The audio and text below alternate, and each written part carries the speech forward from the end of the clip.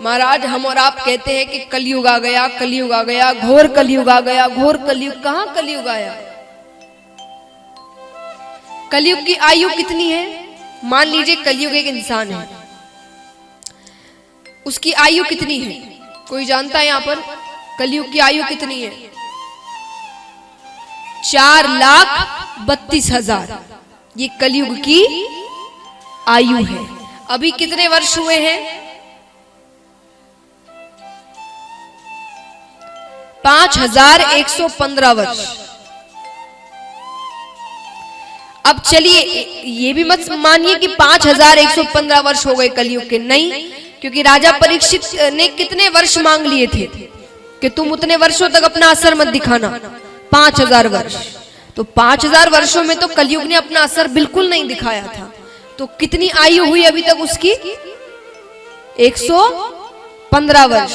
तो जिसकी आयु 4,32,000 है वो अभी 115 वर्ष का छोटा सा बच्चा है। बच्चा भी नहीं कहूंगी मैं, एक बिंदु मात्र है, अभी गर्भ में आया ही है। तो ये हाल है। सोचिए जब वो यौवन अवस्था को प्राप्त होगा तब क्या होगा। तो अभी तो कलयुग नहीं आया, अभी तो धर्म के कार्य हो रहे हैं, कथा हो रही है, सत्संग हो रहे हैं, सबके मन में भक्ति है, भगवान का थोड़ा सा भी अंश है। जब ये पूरी तरीके से खत्म हो जाएगा ना तब कलयुग आएगा। तो महाराज अब यहां पर ये सब कहकर राजा चले जाते हैं, लेकिन ये राजा भूल गए कि उन्होंने जो स्वर्ण में स्थान दिया है उसे राजा ने खुद ने सोने का मुकुट पहनकर रखा था। कलयुग उसमें प्रवेश कर गया। प्रवेश करते ही अब यहां पर वो शिकार खेल रहे हैं, हत्याएं हो रही है पशुओं की। खेलते खेलते खेलते वे भटक जाते हैं, सैनिक कहीं चले जाते हैं, राजा अकेले कहीं पड़ जाते हैं। रास्ते में घूम रहे हैं, दूर से एक कुटिया दिखती है, शाम हो गई है उन्हें। कुटिया के अंदर जाते हैं, कुटिया के अंदर एक ऋषि बैठे तपस्या कर रहे हैं, समीक ऋषि तपस्या में लीन है। तपस्या में महाराज अगर कोई ऋषि तपस्या कर रहे हैं, आप उनसे जाकर कुछ बात कहोगे तो वो थोड़ी सुनते हैं, वो ध्यान में नहीं रहते, उन्हें आसपास क्या हो रहा है कुछ नहीं पता, वो पूरी तरीके से भक्ति में लीन रहते हैं। तो राजा ने आकर 2-3 बार कहा कि मुझे प्यास लगी है, मुझे जल दीजिए। उन्होंने नजरअंदाज कर दिया कि वो तपस्या कर रहे हैं, वो कैसे सुनेंगे। 2-3 बार कहा, जब जल नहीं मिला, ऋषि ने कोई जवाब नहीं दिया, तो नीचे कुटिया में एक मरा हुआ सर्प पड़ा हुआ था। राजा ने उस सर्प उठाया और ऋषि के गले में डाल दिया, वहां से चले गए। वो दृश्य दूर से ऋषि के एक शिष्य ने देख लिया। उन्होंने ऋषि के बेटे से जाकर कहा कि अब नाम तो नहीं पता वो कौन था, पर दिखने में कोई राजा जैसा लग रहा था, उसने तुम्हारे पिताजी के गले में मरा हुआ सर्प डाल दिया। बिना सोचे समझे जाने बेटे ने वही खड़े खड़े कह दिया कि जिसने भी ये हरकत की है मैं उसे श्राप देता हूं, अगले 7 दिनों में तक्षक नाग के डसने पर उसकी मृत्यु हो जाएगी। अब शौनकादि ऋषियों ने कहा कि महाराज सबसे पहले ये कथा किसने किससे कही?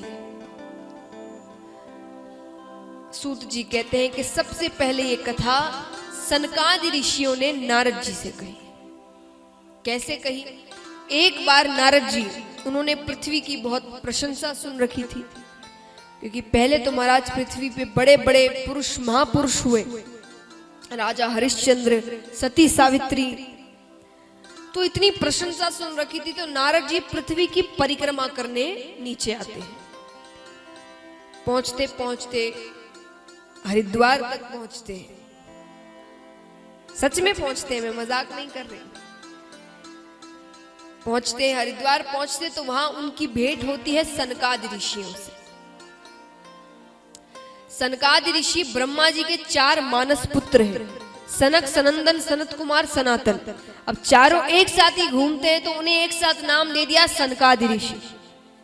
तो उनसे भेंट हुई। अब यहां नारद जी बड़े ही चिंता के भाव में हैं, चेहरा उतरा हुआ है। सनकादि ऋषियों ने कहा, जो हर वक्त भगवान का नाम लेता हो, नारायण नारायण नारायण करता हो, उसे किस बात की चिंता। उनसे पूछते हैं तो नारद जी ने कहा कि पृथ्वी की प्रशंसा सुनकर मैं पृथ्वी की परिक्रमा करने आया, पर यहां आकर मैंने अलग ही भाव देखा। विपरीत काम हो रहे हैं यहां पर। सत्य, धर्म, दया, ये सारी चीजें खत्म होती जा रही है। जीव केवल धन कमाने में लगा हुआ है। परिवार, समाज, प्रेम, मित्रता, ये सारी चीजें खत्म होती जा रही है। तो महाराज, घर घर में कलह हो रहे हैं। माता पिता को वृद्धाश्रम भेजा जा रहा है, बेटियों को गर्भ में ही मार दिया जा रहा है।